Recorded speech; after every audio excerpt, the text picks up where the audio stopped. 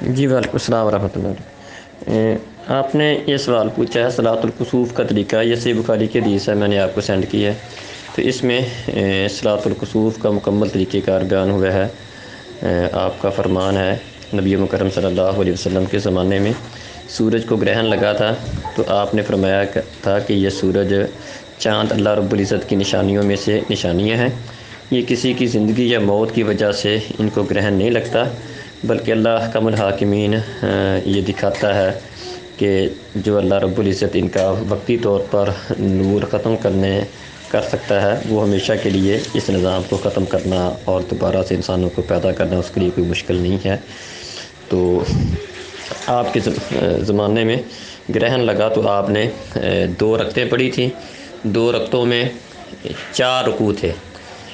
1 رکعت پڑھی ہے، اس میں 2 دفعہ آپ نے قیام کیا ہے، لمبا قیام کیا، اس کے بعد آپ نے لمبا رکوع کیا، پھر دوبارہ آپ نے لمبا قیام اور لمبا رکوع، اور اس طرح پھر اس کے بعد 2 سجدے کیے، پھر اگلی رکعت میں بھی اسی طرح لمبا قیام کیا، اس کے ساتھ رکوع کیا، پھر دوبارہ لمبا قیام کیا، رکوع کیا، اور اس کے بعد 2 سجدے کیے۔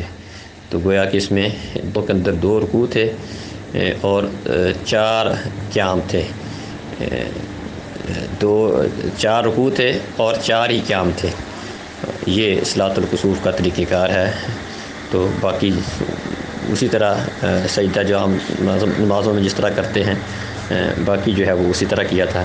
تو یہ صلاۃ الکسوف کا طریقہ کار صحیح بخاری کی حدیث کے اندر موجود ہے۔ السلام علیکم۔